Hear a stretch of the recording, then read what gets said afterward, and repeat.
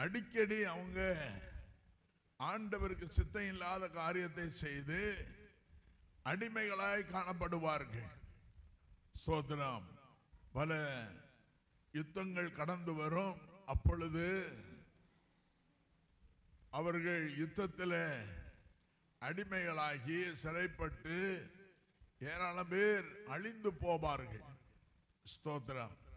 என்றைக்கு ஆண்டவருடைய சமூகத்தில் மீண்டும் தங்களை அர்ப்பணித்து அவர்கள் செய்த எல்லா அருவருப்புகளை விட்டு மனம் திரும்பி ஆண்டவரை நோக்கி கூப்பிட்டார்களோ, மீண்டும் ஆண்டவர் அவருடைய சிறையிருப்பை உடைத்து அவர்கள் மேல் மனதுருகி மீண்டும் அற்புதங்களை செய்து அவர்களுக்கு விரோதம், இஸ்ரவேல் ஜனங்களுக்கு விரோதமாக எழும்பி வருகிற சகல தடைகளை உடைத்து அவர்களை ஆசீர்வதித்து உயர்த்தி மேன்மையாய் வைத்தார். அன்பானவர்களே, நம்ம விழுந்து விழுந்து எழும்பக்கூடாது. ஸ்தோத்திரம். ஆண்டவருக்கு பிரியமில்லாத காரியத்தை செய்யக்கூடாது. ஆண்டவருக்கு பிரியமில்லாத காரியத்தை செய்யும் பொழுது தேவன் நமக்கு கொடுக்க வேண்டிய ஆசீர்வாதங்கள் காலதாமதமாகிவிடும்.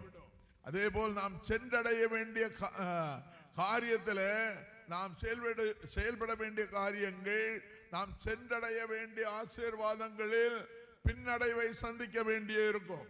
அதனால ஆண்டவர் நம்மை எந்த லெவல்ல எப்படி நம்மை கால் ஊன்றி வைத்திருக்கிறாரோ அதே லெவல்ல அவரோடு சார்ந்திருங்க, அவரோடு செயல்படுங்க. கர்த்தர் அப்பொழுது ஸ்தோத்திரம் இஸ்ரவேல் ஜனங்களுக்கு கொடுத்த ஆசீர்வாதத்தை தேவன் நமக்கும் தர உண்மை உள்ளவர். அல்லேலூயா, அல்லேலூயா. அவர்கள் திராட்சை தோட்டங்களை நாட்டி திராட்சை ரசத்தை, அந்த ஜூஸை சாப்பிட்டு பழங்களையும் சாப்பிட்டு அவர்கள் ஆசீர்வாதமாய் காணப்பட்டார்கள். ஸ்தோத்திரம். எல்லாரும் யாவரும் வேதத்தை எடுத்து ஆமோஸ் தீர்க்கதரிசியின் புஸ்தகம் 9வது அதிகாரம் 14 வசனங்களை பார்க்கலாம்.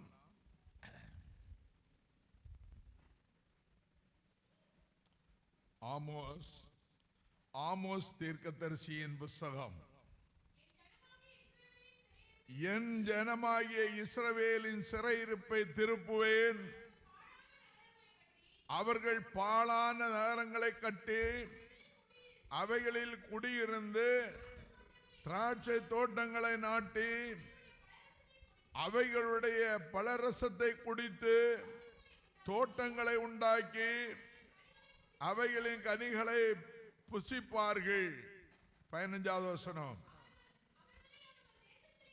அவர்களை அவர்கள் தேசத்திலே நாட்டுவேன், நான் அவர்களுக்கு கொடுத்த தேசத்திலிருந்து அவர்கள் இனி பிடுங்கப்படுவதில்லை என்று உன் தேவனாகிய கர்த்தர் சொல்லுகிறார் என்றார். கண்களை மூடி ஜெபிப்போம். பரிசுத்தமுள்ள ஆண்டவரே, நீர் எங்களை ரட்சிப்பின் அலங்கார வஸ்திரத்தை உடுத்து ரட்சிப்பின் தோட்டத்துக்குள்ளே எங்களை வைத்திருக்கிறீர்.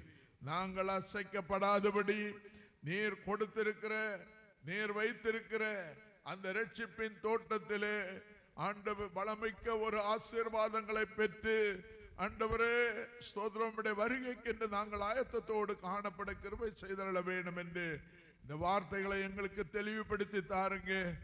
இஸ்ரவேல் ஜனங்கள் எப்படி உறுதிப்பட ஆண்டவரே அவர்களுடைய தேசத்தில் நாட்டி வைத்தீர்களோ அதே போல் எங்களை வைத்த இடத்துல நாங்கள் ஸ்ட்ராங்கா இருந்து கனி கொடுக்கிறவர்களாக, நீர் கொடுக்கிற கனிகளை புசித்து புஷ்டி உள்ளவர்களாய் ஆண்டவரே தேவராஜ்யம் வரும் பொழுது ஆயத்தம் உள்ளவர்களாய் காணப்படும்படியான ஒரு நல்ல பாக்கியங்களை கிருபைகளை தந்தள்ள வேண்டும் என்று வார்த்தைகளை தந்தங்களை பலப்படுத்த வேண்டும் என்று இயேசுவின் நாமத்தில் கேட்கிறோம் நல்ல பிதாவே, ஆமென்.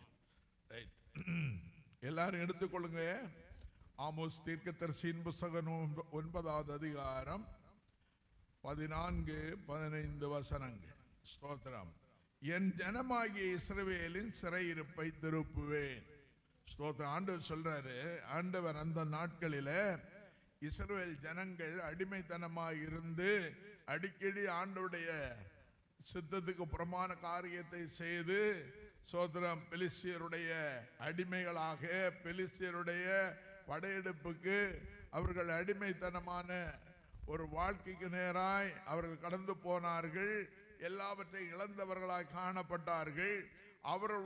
அவர்கள் வாழ்வாதாரம் பறிக்கப்பட்டு அவர்கள் வாழ்ந்த இடம் ஸ்தோத்திரம் அந்த தரிசு நிலத்தை போன்று எல்லாவற்றையும் அழித்து இஸ்ரவேல் ஜனங்களை சிறைப்படுத்தி சிறைகளாக வைத்திருந்தார்கள். சிறை கட்டுகளாக. ஆண்டவர் சொல்லுகிறார், என் ஜனங்கள் சிறைப்பட்டு போனார்கள், நான் அவர்களுடைய சிறையிருப்பை உடைப்பேன், சிறையிருப்பை திருப்புவேன், அவர்கள் பாழான நகரங்களை கட்டி அவைகளில் குடியிருந்து.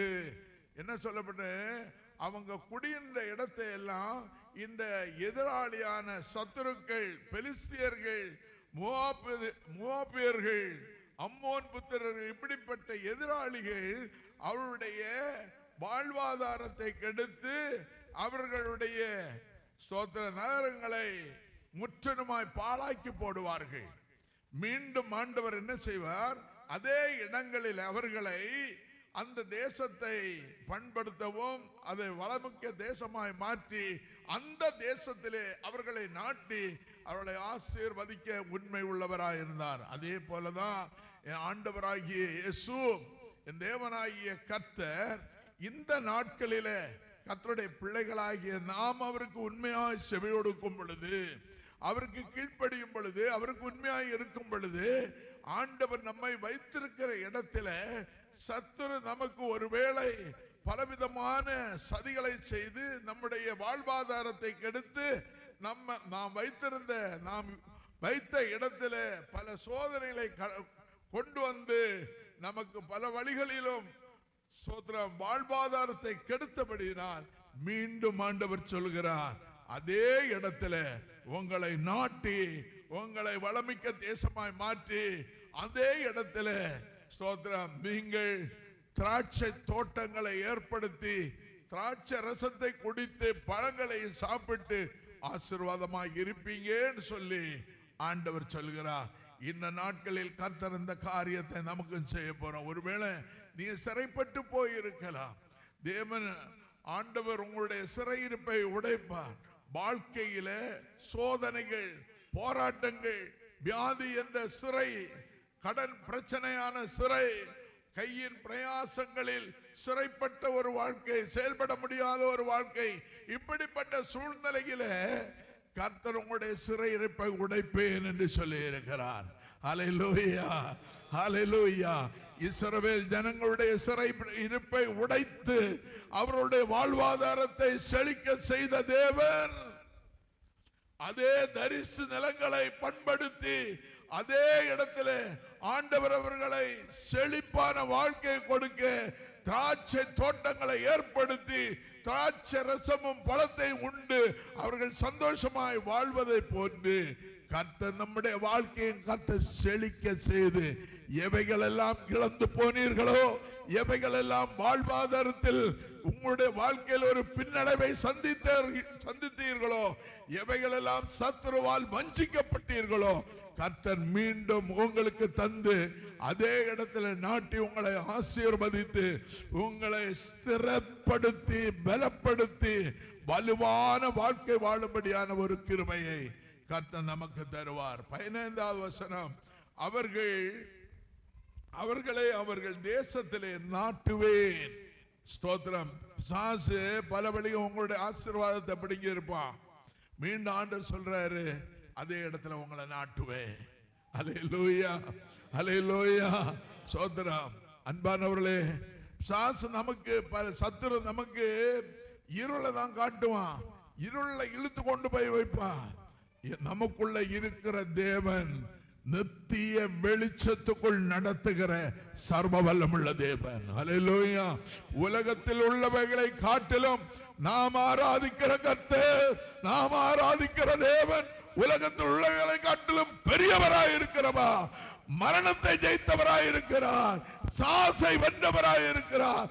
சிலுவையின் ஊடாக சென்று சாசுடைய தலையை உடைத்து அவர் வெற்றி சிறந்த தேவனாய் இருக்கிறபடியால் தேவன் நம்முடைய வாழ்க்கையில பிசாசு பிடுங்கினதை மீண்டும் கர்த்தர் நமக்கு நிரந்தரமாய் ஊன வைத்து அந்த தேசத்திலே நம்மை பலமிக்க தேசமாய் மாற்றி நம்மை ஆசீர்வதிக்க அவர் உண்மை உள்ளவராய் இருக்கிறார்.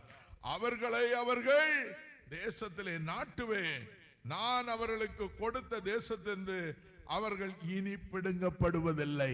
என்ன ரகசியம் தெரியுமா?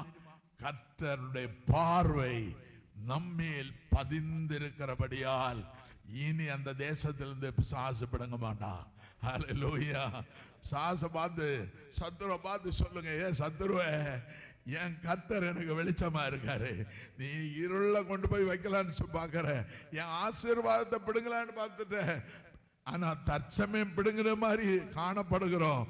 ஆனால் என் கர்த்தர் நித்திய வெளிச்சத்துல கொண்டு போய் நீ பிடுங்கினதை காட்டிலும் 10 மடங்கு ஆசீர்வாதத்தை எனக்கு நாட்டி அதை ஆசீர்வாதமாய் தந்து ஆசீர்வாதமான நிலத்தில் நான் குடியிருந்து செழிப்பா இருப்பேன். அல்லேலூயா, அல்லேலூயா. ஸ்தோத்திரம். உன் தேவனாய கர்த்தர் சொல்கிறார் என்றார். ஸ்தோத்திரம். எல்லாரும் எசேக்கியேலின் புத்தகம் 39வது அதிகாரம் 29வது வசனத்தை எடுங்க பார்ப்போம்.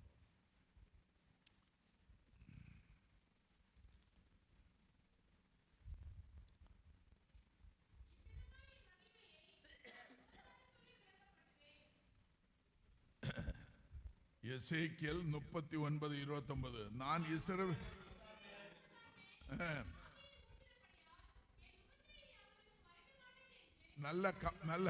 நல்ல புரிஞ்சுக்கிடுங்க. அதாவது கர்த்தருடைய ஆவி உடையவன் கர்த்தருடையவனா இருக்கிறான். கர்த்தருடைய ஆவி உனக்குள்ள இருக்க இல்லைன்னா நீ கிறிஸ்தவனே இல்லை. உன் ஜெபம் கேட்கப்படாது. கர்த்தருடைய பார்வை உன் மேல பதிந்திருக்கணும்னா அவருடைய ஆவி உனக்குள்ள இருக்கணும். கர்த்தருடைய ஆவி உனக்குள்ள வாசம் செய்யணும். கர்த்தருடைய ஜீவன் உனக்குள்ள இருக்கணும். என்னதான் ஜெபம் கேட்கப்படும். மணிக்கூர் கணக்கில் ஜெபம் பண்ணலாம், மணிக்கூர் கணக்கில் ஜெபம் பண்ணலாம், உபவாசிக்கலாம். ஸ்தோத்திரம். உனக்குள்ள கர்த்தருடைய ஆவி இல்லாவிட்டால் அந்த ஜெபம் கண்டிப்பா கேட்கப்படாது. ஸ்தோத்திரம். கர்த்தருடைய பார்வை உன் மேல பதிந்திருக்க முடியாது. ஏன்னா என் ஜீவன் உடையவன், என் ஆவி உடையவன் என்னுடையவனாய் இருக்கிறான். அல்லேலூயா, அல்லேலூயா. கர்த்தருடைய ஆவி உடையவன் மேல் கர்த்தருடைய பார்வை அவன் மேல் நோக்கமாக இருக்கும். அவர்களை தேசத்தில் நாட்டி வைத்த பிறகு சத்துரு அவனை தொட முடியாது, பிடுங்க முடியாது, அவனுடைய ஆசீர்வாதத்தை டிஸ்டர்ப் பண்ண முடியாது. ஏன்னா கர்த்தருடைய ஆவி உடையர் மேல் கர்த்தர் அவன் மேல் நோக்கமாய் இருக்கிறார். ஹல்லேலூயா, ஹல்லேலூயா. நடந்த சம்பவத்தை சொல்றேன். அருமையான ஸ்தோத்திரம். பாஸ்டர் சுந்தரையா ஒரு காலத்தில் 1978 பரிசகோக்கம் அந்த டேங்க் பக்கத்தில் அவருடைய ஊழியத்தை செய்திருந்தாங்க. அப்போஸ்தலர் ஊழியம், அவர் ஸ்தாபகர். அப்போ நாங்கள் அந்த சர்ச்சில் இருந்தோம். அவரு நடந்த சம்பவத்தை சொன்ன சபையில். சர்ச்சு ஒரு விசுவாசி குடும்பம். அவர் வீடு விசிட் பண்ண போன சமயத்தில் அந்த அம்மாவுடைய அந்த வீட்டுக்கு போயிருக்காங்க. போகும்போது வாசல்ல இந்த ஐயா போனதும் அங்குள்ள அந்த அம்மா, அந்த ஒரு பையன் மகன், அம்மா அம்மா ஐயா வராங்க, பாஸ்டர் வராங்க, ஐயா வராங்க, ஐயா வராங்க. உடனே இந்த அம்மா வந்து அந்த ரூம்ல இருந்து வர சொல்லுப்பா, வர சொல்லுப்பா, வர சொல்லு அப்படி. திருப்பி 2வதோட அவர் பக்கத்தில் வந்தார், படி பக்கத்தில். இந்த அம்மா கிட்ட மகன் சொல்றான், ஐயா வந்தாரு அப்படின்னு. சரி வர சொல்லுப்பான்னு சொல்லி இவங்க தடுமாற்றத்தோட, கொஞ்சம் ஆடி ஆடி தடுமாற்றத்தோட டல்லா போறாங்க. நான் ஐயா கேட்டாங்க, சுந்தரம் ஐயா கேட்டாங்க, அம்மா உங்களுக்கு என்ன ஆச்சு? நல்லா தானே இருந்தீங்க, என்ன ப்ராப்ளம், சரீரத்தில் என்ன ஏதாவது ப்ராப்ளமா, பலவீனமா, என்னாச்சு அப்படின்னு. ஒன்றும் இல்லையா, பக்கத்தில் ஒரு சர்ச்சில் நான் போயிருந்தேன். அங்கே போன சமயத்தில் அந்த பாஸ்டர் சொன்னார், உனக்கு அநேக கட்டு இருக்கு, பிரச்சனை இருக்கு, போராட்டம் இருக்கு, சாசனுடைய உபத்திரம் இருக்கு, பில்லிசூனி யாரோ செய்துட்டாங்க, நீ 41 நாள் உபவாசம் இரு அப்படின்ட்டாரு. இவர் கொஞ்சம் ஆவியானவருடைய ஞானம் உடைய அருமையான தேவதாசர். அவர் அழகா கேட்டாரு, ஏம்மா 40 நாள் ஆச்சுன்னு சொன்னீங்க, 40 நாள்ல உங்க கட்டு உடைஞ்சிச்சா, வியாதி மாறிச்சா, உன்னுடைய வியாதி, உன்னுடைய வேண்டுதல் கேட்கப்பட்டதா என்று சொல்லி கேட்டார். இந்த அம்மா முழிக்கிறாங்க, முழிச்சு ஒன்றும் சொல்ல அவங்களுக்கு வாய் வரல. கடைசியா சுந்தரையா கேட்டாங்க, ஏமா 40 நாள் ஜெபம் பண்ண, அந்த ஜெபத்தில் ஏசப்பா என் உள்ளத்துல வாங்கன்னு சொல்லி என்னைக்காவது நீ கேட்டியாமா அப்படின்னாரு. இந்தம்மா புக்குன்னு முழிக்குது. இல்லை, அவங்க திட்டம் என்ன, அவங்களுடைய மனசுல இருந்த காரியம் என்ன, அந்த ஊழியக்காரர் சொன்னாரு, அநேக கட்டு இருக்கு, அது இருக்கு, பிரச்சனை இருக்கு, போராட்டம் இருக்கு, வியாதி இருக்கு, துன்பம் இருக்கு, சாசுக்க உபத்திரம் இருக்கு, நீ 41 நாள் உபவாசம் இரு. இவங்க அந்த 40 நாளும் இயேசு நாமத்தில் கட்டு உடையட்டும். எத்தனை நாளையா உடைப்பாராண்டவரே? ஒரு நாள் நீ விசுவாசமா கேளு, ஒரு நாள் கேளு, இயேசுவின் நாமத்தில் சாசின் கட்டுகள் உடைவதாக, பில்லி சூனியம் நிர்மூலமாவதாக கேளு, விசுவாசத்துல கேளு, ஆண்டவர் செய்வாரு. அதை விட்டு இன்னைக்கு நாளைக்கு 40 நாளும் கட்டு உடைச்சிட்டியா? ஆனா இயேசுனார உள்ளுக்கு நீ வர வச்ச இல்லையே, உன் உள்ளத்துல இயேசுவே வாங்கன்னு சொல்லி கூப்பிட்டியா? உன் உள்ளத்துல ஆண்டவர் இல்லைன்னா நீ எப்படி விடுதலை பெறுவ? எனக்கு அன்பான தேவ பிள்ளையே, கர்த்தருடைய ஆவி நமக்குள்ள வாசம் செய்யும் பொழுது, கர்த்தருடைய ஆவி நமக்குள் இருக்கும் பொழுது, சத்துரு எந்த விதத்தில் நமக்குள்ள போராட முடியாது. அவன் பிசாசு நமக்கு உபத்திரத்தை கொடுக்கிறது போல வருவான், சிங்கத்தை போல வருவான், கர்ச்சிப்பான், சோதனை போடுவான். ஆனால் அவைகள் எல்லாவற்றிலிருந்தும் நம்மை நீங்களாக்கி ரட்சித்து நம்மை உயர்ந்த ஸ்தானத்தில் வைத்து விடுதலை தந்து மேன்மையாய் வைக்கிறவர் கர்த்தருடைய ஆவியானவர் நமக்குள்ள இருக்கிறபடியால் நாம் ஜெயம் பெற்று எழும்புவோம். ஆவியானவர் நமக்குள்ள இருந்தாலே பிசாசு ஒதுங்கி போயிடுவான், பக்கத்துல வர மாட்டாங்க. பில்லி சூனியம் மந்திரம் கிந்திரம் ஒண்ணுமே பக்கத்துல வராது. உனக்குள்ள ஆவியானவர் இருக்கணும். நீ இன்னைக்கு பயப்படுறேன்னா உனக்குள்ள ஆவியானவர் இல்லைன்னு அர்த்தம். எங்க இருந்து வருது பயம்? மரண பயம் எங்க இருந்து வருது? வாழ்க்கை குறித்த பயம், தொழிலை குறித்த பயம், வருமானத்தை குறித்த பயம், சரீரத்தை குறித்த பயம், நாளை தினத்தை குறித்த பயம், பிள்ளைகளை குறித்த பயம், எதிர்காலங்களை குறித்த பயம் எங்க இருந்து வருது? பிசாசு கொண்டு வர பயம். நமக்குள்ள ஆவியானவர் இருக்கார். என்ன நம்பிக்கை? என் ஆண்டவராய் இயேசு சிலுவையின் ஊடாக சென்று பலு சர்ப்பத்தின் தலையை உடைச்சு மரண பயத்தை ஆண்டவர் நிர்மூலமாக்கி அவர் ஜெயம் பெற்று எழும்பி பரலோகத்தில் சிங்காசனத்தில் வீட்டெடுக்கிறார். அவருடைய ஆவியானவர் நம்மோடு கூட இருக்கிறார். அல்லேலூயா, அல்லேலூயா. என் ஆண்டவர் மரண பயத்தை கொண்டு வந்த பிசாசுடைய தலையை சிலுவையில் உடைச்சாரு. நான் இன்னைக்கு தைரியமா இருக்கிறேன். அந்த தைரியம் நமக்குள்ள வரணும். பயப்படாதீங்க, தைரியமா இருங்க. ஸ்தோத்திரம். உங்களுக்குள்ள ஆவியானவர் இல்லைன்னா பயந்தான். இந்த வசனத்தை படி அம்மா. நான் இஸ்ரவேல் வம்சத்தார் மேல் என் ஆவியை ஊற்றினபடியினால் அப்போ அந்த கர்த்தருடைய ஆவி யார் யார்கிட்ட இருக்கிறதோ அவர்கள் மேல் தேவனுடைய முகம் எப்பொழுதும் பிரகாசமா இருக்கும், எப்பொழுதும் நோக்கி பார்த்து கொண்டே இருக்கும். சத்ரு உங்களை தொடக்கூடாது, தீமை வந்து அணுகக்கூடாது, உங்களுக்கு ஃபெயிலியர் வரக்கூடாது, எந்த தோல்வி வரக்கூடாது. நீங்க ஆசீர்வாதமா இருக்கணும், நல்ல சந்தோஷமா இருக்கணும், எப்பொழுது சந்தோஷமா இருக்கணும். ஏன்னா அந்த அபிஷேகம் ஆவியானுடைய பிரசன்னம் நம்ம கூட இருக்கும் பொழுது, ஆவியான நம்மோடு கூட இருக்கும் பொழுது, அந்த ஆவியானுடைய மகிமை நம்மை பிரகாசிக்க செய்து கொண்டிருக்கும். நமக்குள்ள ஆவியான இருக்கும் பொழுது முகத்துல ஒரு பிரகாசம் இருக்கும். ஆண்டவர் சொல்றாரு, என் ஆவி அவனுக்குள்ள இருக்கிறதுனால இனி அவனுடைய முகத்தை விட்டு என் முகத்தை நான் திருப்பிக் கொள்ள மாட்டேன். என் முகம் எப்பொழுதும் அவன் மேல் நோக்கமாக இருக்கும். அல்லேலூயா, அல்லேலூயா. எனக்கு அன்பு தேவ பிள்ளையே, ஸ்தோத்திரம். ஆவியில நிரம்பி ஜெபிங்க, அந்நிய பாஷை பேசுங்க, இயேசுவோட பேசுங்க. நீங்க எவ்வளவு நேரம் ஜெபம் பண்றீங்க அது கணக்கல்ல, ஆவியில நிரம்பி ஜெபிக்கிறது தான் ஜெபம். ஹல்லேலூயா, ஹல்லேலூயா, ஹல்லேலூயா.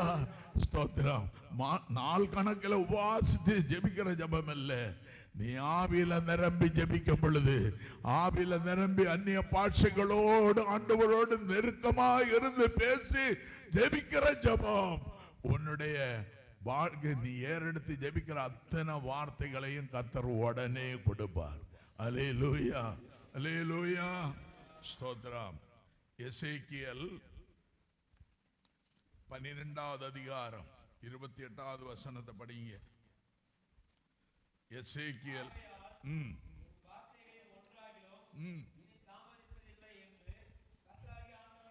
ஆண்டவர் ஏன் இந்த காரியத்தை சொல்றாரு? அவருடைய ஆவியை நமக்குள்ள வச்சிருக்காரு. அப்ப நம்ம ஜெபம் இனி கால தாமதம் இல்லை. நீங்க இனி கால தாமதமா இன்னும் நாட்கள் போகும், இன்னும் நாட்கள் போகும்னு சொல்லி கவலைப்படாதீங்க. இந்த வருடம் முடிய போகுது. ஸ்தோத்திரம். இனி உங்களுக்கு காலம் ரொம்ப நாட்கள் போகாது. உங்கள் வேண்டுதல் கேட்கப்படும். ஏன்னா தேவனுடைய ஆவி உங்களுக்குள்ள இருக்கும் பொழுது கர்த்தருடைய முகம் உங்கள் மேல் நோக்கமாக இருந்து நீங்கள் ஆவியில நிரம்பி ஜெபிக்கிற ஒவ்வொரு ஜெபமும், ஏறெடுத்து ஜெபிக்கிற அத்தனை ஜெபங்களுக்கும் உடனே கர்த்தர் பதில் தருவேன் என்று சொல்லி கர்த்தர் சொல்லுகிறார்.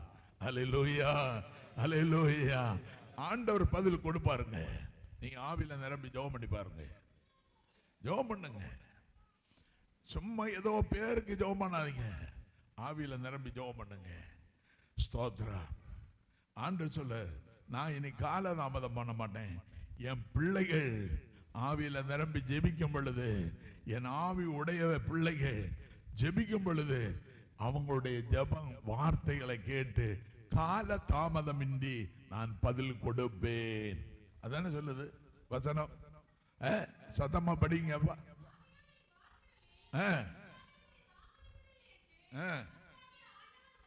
இனி தாமதிப்பதில்லை. இத்தனை காலம் சாசு தடுத்துட்டு இருந்தான். என்னைக்கு ஆவியானவர் உனக்குள் ஊற்றப்பட்டிருக்கிறாரோ, என்னைக்கு ஆவியின் வல்லமை பெற்றுக் கொண்டிருக்கிறாயோ, என்னைக்கு ஆவியானவர் உன்னோடு வாசம் செய்கிறாரோ, அவருடைய ஜீவன் உனக்குள்ள வாசமா இருக்கும் பட்சத்தில் இனி தாமதம் இல்லாமல் உன் ஜெபங்களுக்கு பதில் கிடைக்கும். ஹல்லேலூயா, ஹல்லேலூயா, ஹல்லேலூயா. Praise the Lord. 25வது வசனம்.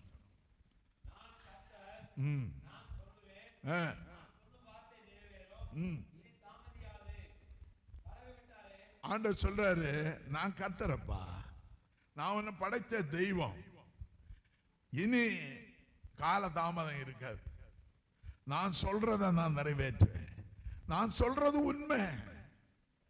ஆண்டவர் நமக்கு சொல்றாரு. எல்லாருக்கும் இல்லைங்க, எல்லாருக்கும் இல்லை. உலகத்தில் உள்ள எல்லா ஜனங்களுக்கு இல்ல, புறஜாதி மக்களுக்கு இல்ல, விக்கிரக ஆராதனை செய்கிறவங்களுக்கு இல்ல.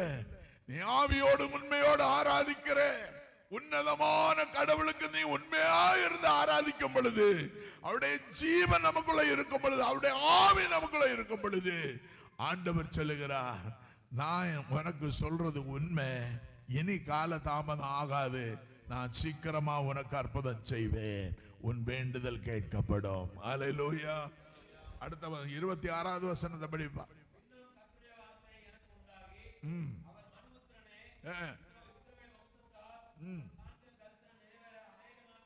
26வது வசனம்.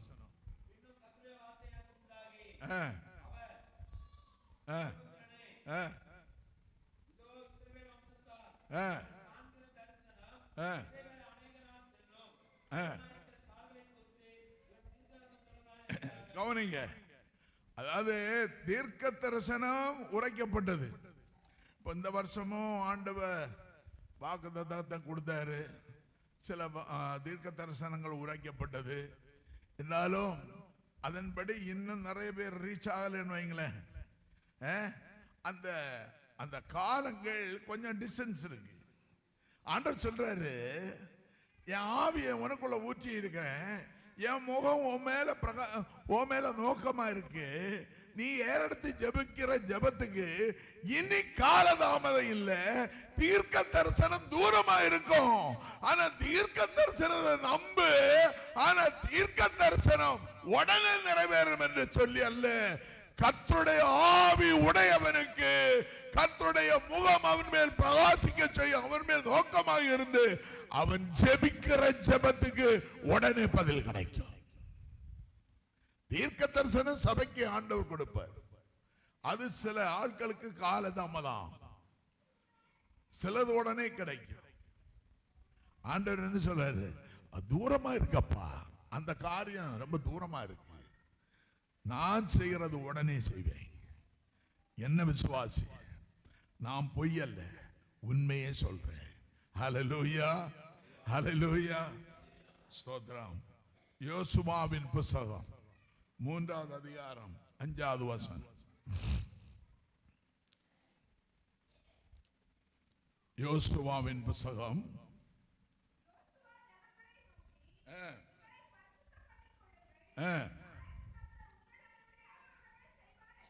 யோசுவா சொல்றான், எப்பா ஆண்டவர் உங்களுக்கு மத்தியில் அற்புதம் செய்ய போறாரு, ரொம்ப காலம் இல்ல, நாட்கள் இனி போகாது, நீ இன்னைக்கு பரிசுத்தமா ஆனா, இன்னைக்கு நீ ப்ரிப்பேர் ஆனா, இன்னைக்கு நீ ஆயத்தப்பட்டா, தேவன் நாளைக்கு அற்புதம் செய்ய போறாரு. ரொம்ப இடைவெளி இல்லைங்க, ரொம்ப இடைவெளி இல்லை. ஆண்டவர் தம் ஜனங்கள் மேல் என் ஆவியை ஊற்றின அந்த ஜனங்கள் மேல் என் முகம் அவர் மேல் நோக்கமாக இருக்கிறது, நான் அவருடைய ஜெபத்துக்கு உடனே பதில் கொடுப்பேன். எனக்கு அன்பு தெய்வ பிள்ளைகளே, ஸ்தோத்திரம். யோசுவா சொல்றான், நீ அசுத்தமா இருக்காத, பிரிப்பேர் ஆகு, உடனே சுத்தம் ஆகு. ஸ்தோத்திரம். ஆண்டவர் அற்புதத்தை பெற்றுக்கொள்ள, தேவனுடைய ஆசீர்வாதத்தை பெற்றுக்கொள்ள, தேவனுடைய அற்புதங்களை பெற்றுக்கொண்டு செயல்பட, ஸ்தோத்திரம், நீ பிரிப்பேர் ஆகு, ஆயத்தப்படு. ஆயத்தம் இல்லைன்னா கிடைக்காதுங்க, நீ ஆயத்தப்படணும். அசுத்தத்துல இருந்தா, வேசித்தனம் பண்ணனா, பிரியமில்லாத, தேவனுக்கு பிரியம் இல்லாத போதை வஸ்துக்கள், சின்ன சின்ன காரியங்கள், தவறுதல்கள் செய்தா தேவனுடைய ஆசீர்வாதம் தூரமாய் போகும். அதான் யோசுவா சொல்றான், நீ குறைவுள்ளவன், உனக்குள்ள அசுத்தம் இருக்கு, ஆண்டவரிடத்துல நீ ஒப்புராகி இன்னைக்கு பரிசுத்தப்படு, நாளைக்கு ஆண்டவர் உனக்கு அற்புதம் செய்வான். நீ பரிசுத்த ஆனாதான் உன் வாழ்க்கையில் அற்புதம் நடக்கும். அதனாலதான் ஆவியானவர் தேவன் நமக்கு கொடுத்திருக்கிறார்.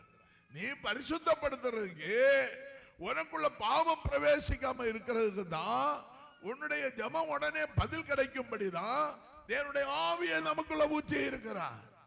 அந்த ஆவியான நமக்குள்ள இருக்கும் பொழுது பாவம் செய்ய தூண்டாது, நீ பரிசுத்தமாக வாழ்ந்துட்டு இருப்ப. ஆவியான சொல்லுவாரு, நீ செய்யறது தப்பு செய்யாத. மாம்சம் சொல்லும், கொஞ்சம் செய்து பார்க்கலாம் அப்படின்னு. ஆவியான சொல்லுவாரு, தொடாத, ஆபத்து, தொடாத.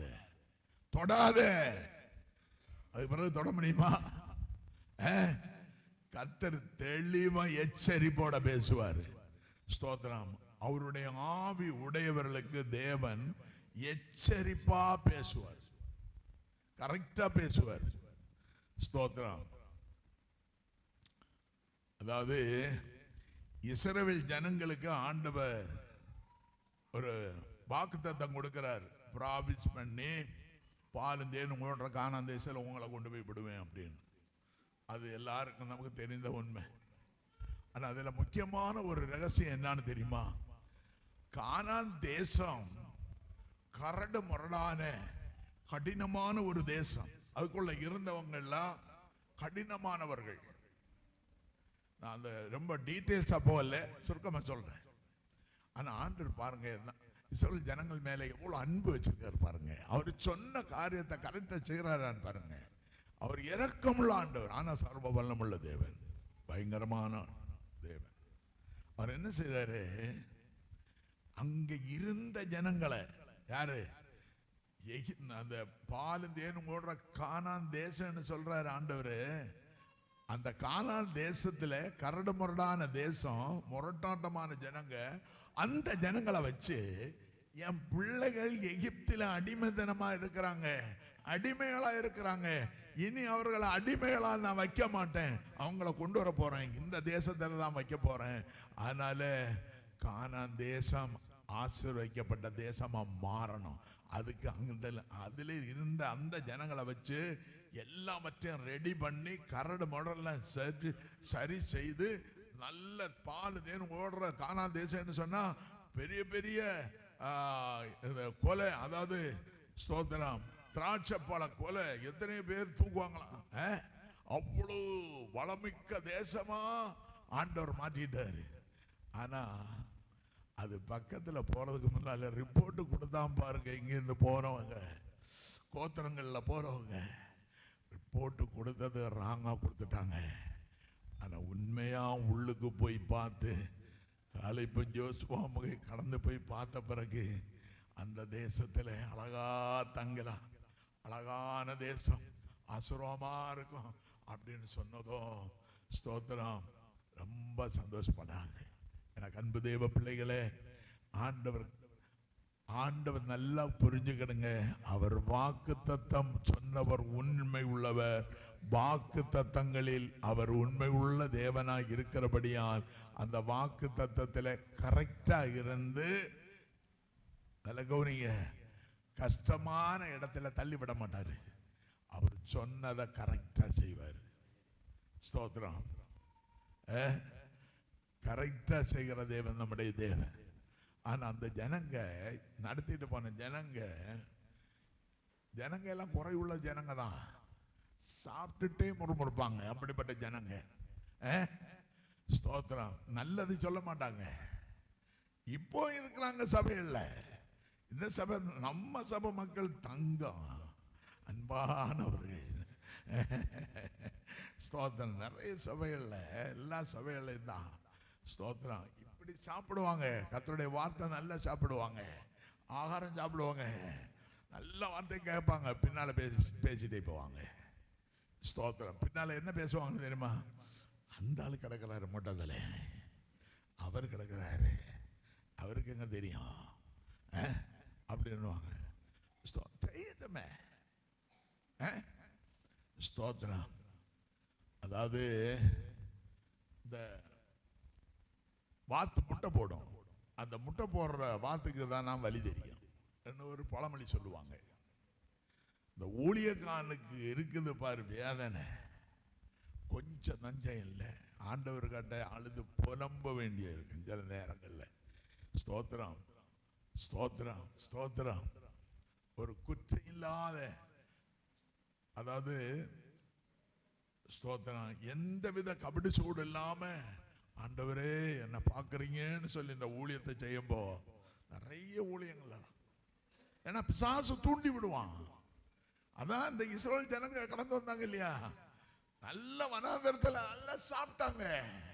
சாப்பாடு வேணும், அது வேணும், இது வேணும், இறைச்சி வேணும், அப்பம் வேணும், எல்லாம் பொத்து பொத்தான்னு கீழே விழுந்தது. அழகா காற்றடிச்சு காற்று திசையை நோக்கி இஸ்ரவேல் ஜனங்க இருந்த திசையை நோக்கி காடைகள் எல்லாம் வந்தது.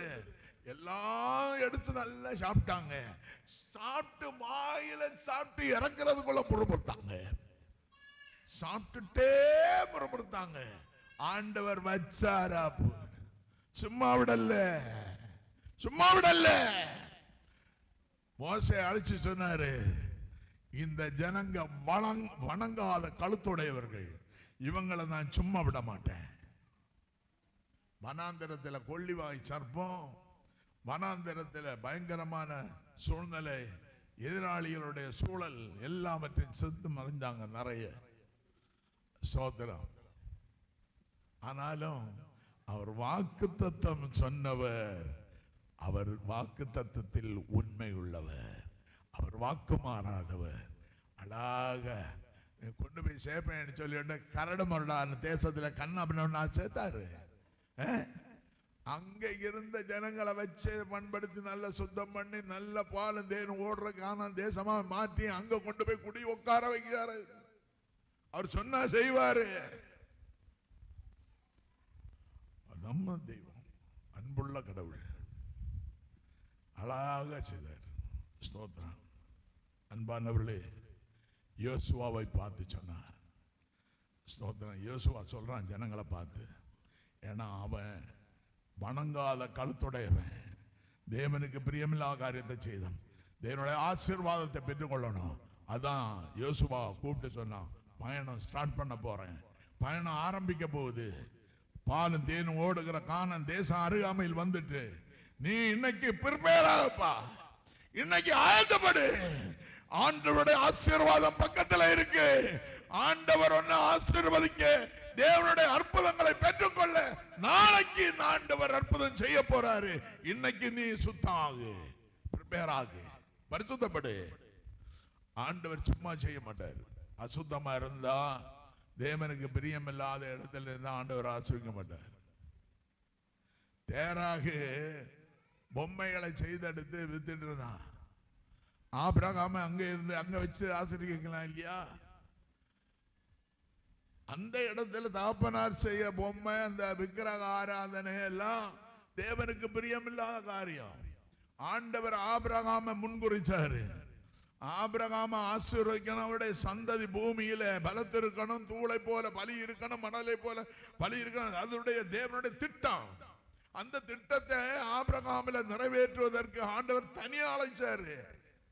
தனியா அழைச்சு, நான் சொல்ற இடத்துக்கு வாப்பா, நீ உன்னை நான் அங்க ஆசீர்வதிக்கிறேன், உன் அப்பா கிட்ட நான் ஆசீர்வதிக்க மாட்டேன், நீ அருவருப்பான இடத்துல வச்சு நான் உன்னை ஆசீர்வதிக்க மாட்டேன், ஸ்தோத்திரம், விக்கிரக ஆராதனையில உன்னை ஆசீர்வதிக்க மாட்டேன், நீ பரிசுத்தப்படணும். யோசுவா சொல்றான், நீ பரிசுத்தப்படு, நாளைக்கு ஆண்டவர் உனக்கு அற்புதம் செய்ய போறார். ஆபிரகாம் ஒரு வார்த்தை சொல்லல, ஆண்டவர் சொன்னதை கீழ்ப்படிஞ்சு மௌனமா போறான். போய் ஆண்டவர் சொன்ன இடத்துல நிக்க திரும்பி திரும்பி பார்க்கறான். ஸ்தோத்திரம். அவன் ஒரு பரதேசி போல் அந்த இடத்தில் காணப்பட்டான் என்று வேதம் சொல்லுகிறது. யாரும் அவனுக்கு அறிமுகம் இல்லை. அவன் என்ன செய்தான் தெரியுமா? முதலாவது, அவனுக்கென்று எல்லா எதையும் செய்யல, தேவனுக்கென்று ஒரு பலிபீடத்தை ஏற்படுத்தினான். அழகா பலியை செலுத்தி தேவனை தொழுது கொண்டான். தேவன் அதை அங்கீகரித்து ஆசீர்வதித்தார். அவனுடைய ஆண்டவர் அவனையும் அவனுடைய சம்பத்துக்களையும் அவனுடைய மனைவி அவனுக்கு ஆண்டவர் கொடுக்கப்பட்ட அந்த சந்ததியை எல்லாவற்றையும் ஆசீர்வதித்து இந்த பூமியில பலத்திருந்து அவன் ஒரு செல்லட்சியமானாய் கர்த்தர் மாற்றினார். ஏன்னா அவன் கீழ்ப்படிந்தான். அல்லேலூயா, அல்லேலூயா. எனக்கு அன்பு தேவ பிள்ளையே, நீ உன் ஆண்டவர் எந்த இடத்துல வைத்து உங்களை ஆசீர்வதித்து உங்களை மேன்மையாய் வைக்க சித்தமா இருக்கிறாரோ அதே இடத்துல வைத்து ஆசீர்வதித்து சத்துரு இனி உங்களை பிடுங்காதபடி உங்களை பலத்த ஒரு நல்ல ஒரு ஆரோக்கியமான ஒரு நல்ல ஆவிக்குரிய வாழ்க்கை வாழும்படியாக ஸ்தோத்திரம். திராட்சை பழங்களையும் உங்களுக்கு கொடுத்து திராட்சை தோட்டத்திலே வைத்து ஆசீர்வாதமான தோட்டத்திலே வைத்து சகல நன்மைகளை தந்து உங்களை பலத்த ஜாதியாய் கர்த்தர் மாற்றி வைப்பார். ஹல்லேலூயா, ஹல்லேலூயா, ஹல்லேலூயா. கடைசியாக ஒரு வசனத்தை எடுங்க. யோவான்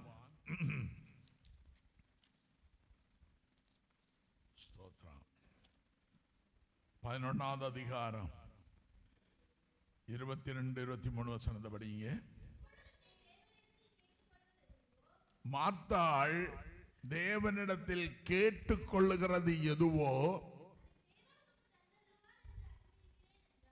அடுத்த வசனம், இயேசு அவளை நோக்கி, ஆமா, அப்போ ஆண்டவர் கரெக்டா சொன்னாரு, இந்த அம்மாவுக்கு மரித்தவன் தான், அவ்வளவுதான். ஆனா தேவனுடைய வார்த்தையில் வல்லமையும் ஜீவனும் உண்டு. தேவனுடைய நாமம் மகிமைப்படும்படி லாசரு அவன் நித்திய மரணத்துக்குள்ள போகல. நல்லா கவனிங்க. அவனுக்குள்ள தேவனுடைய ஜீவன் மறைந்திருக்கிறது, அவனுக்குள்ள வல்லமை மறைந்திருக்கிறது, அவனுக்குள்ள தேவனுடைய வார்த்தையை வல்லமை ஜீவன் மறைந்திருக்கிறபடியால் அவன் உலக பிரகாரமாய் மற்றவருடைய பார்வைக்கு மரணத்தை சந்தித்தது போல இருந்தது. இந்த மார்த்தாளும் அதுதான் நம்பினான், என் சகோதரன் மரிச்சிட்டான் அப்படின்னு. அதனால ஆண்டவர் சொன்னாரு, அவன் உயிர் தெழுதுவான் அப்படின்னு. உடனே இந்த அம்மா சொல்றாங்க, கடைசி நாட்கள்ல எல்லாருக்கும் ஒரு உயிர் தெழுதல் இருக்கு, அப்பொழுதுதான் என் சகோதரன் உயிர் தெழுவானா? ஆண்டவர் சொன்னது, அவன் இப்பொழுதே உயிர் தெழுவான். ஏன்னா அவருடைய ஜீவன் அவருக்குள் மறைந்திருந்தது, அவருடைய ஆவி அவருக்குள் மறைந்திருந்தது. எனக்கு அன்பு தேவ பிள்ளையே, லாசரு நித்திய மரணத்துக்குள் அவன் கடந்து போகவில்லை.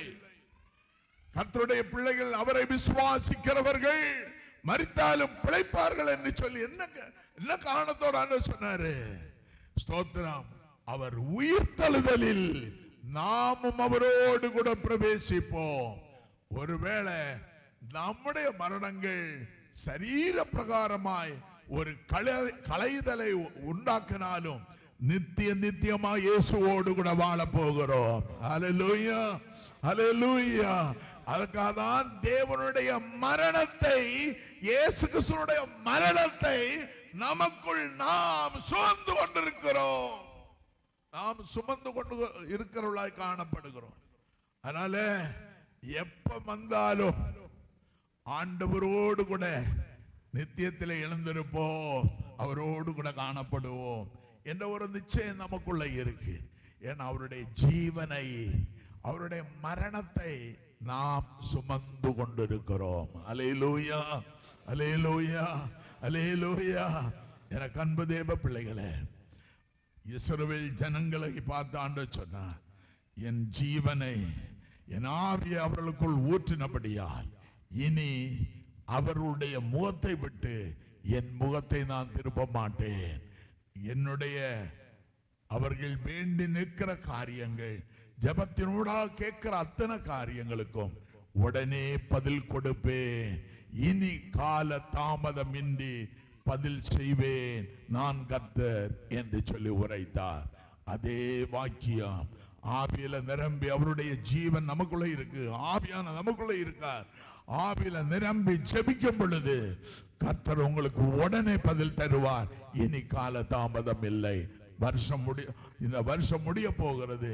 சீக்கிரமாய் ஆண்டவர் சொன்ன வாக்கு தத்தங்கள் உங்கள் வாழ்க்கையில் பலித்து நீங்கள் வேண்டிக் கொள்கிற எல்லா காரியத்துக்கும் பதில் தருவார். கர்த்தர் தாமே ஆசீர்வதிப்பாராக. எல்லாரும் எழும்பி நிற்போம்.